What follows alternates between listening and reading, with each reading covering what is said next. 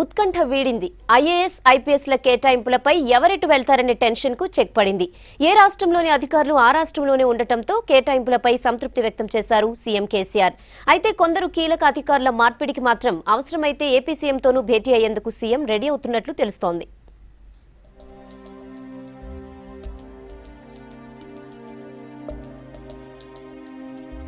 చాలా రోజులుగా నానుతున్న సివిల్ సర్వెంట్ల కేటాయింపును కొలిక్కి తీసుకొచ్చింది కేంద్రం. దీంతో ఐఏఎస్, ఐపీఎస్ల కేటాయింపుల సమస్యకు తెరపడినట్లయింది. అధికారుల విభజనపై ఎలాంటి భేదాభిప్రాయాలకు చోటివ్వకుండా ఏ రాష్ట్రంలోని అధికారులను ఆ రాష్ట్రానికే కేటాయించడంతో సీఎం కేసీఆర్ సంతృప్తి వ్యక్తం చేస్తున్నారు.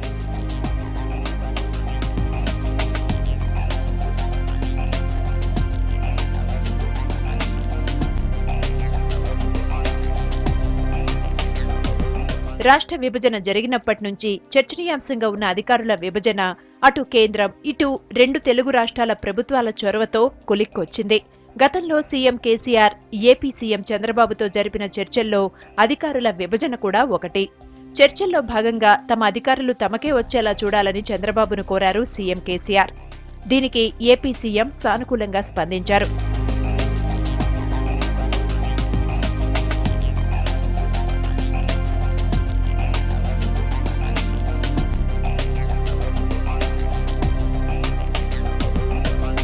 కేటాయింపుల్లో ప్రస్తుత రాష్ట్ర సీఎస్, డీజీపీ లాంటి కీలక అధికారులు తెలంగాణకే రావడంతో ఫుల్ హ్యాపీగా ఉన్నారు సీఎం కేసీఆర్. పంపకాల్లో భాగంగా రాష్ట్రంలో కీలక బాధ్యతలు నిర్వహిస్తున్న మరికొందరు అధికారులు ఏపీకి వెళ్లారు. ఈ అంశంపై త్వరలో ప్రధాని మోడీతో సీఎం కేసీఆర్ చర్చించే అవకాశం ఉందని సమాచారం. అలాగే ఏపీ సీఎం చంద్రబాబుతో భేటీ అయ్యి పరస్పర అంగీకారంతో సమస్య పరిష్కరించుకోవాలని చూస్తున్నట్లు తెలుస్తోంది. అయితే సాధ్యమైనంత త్వరగా కేటాయింపుల ప్రక్రియను పూర్తి చేయాలని కేంద్రాన్ని కోరుతోంది రాష్ట్ర సర్కార్.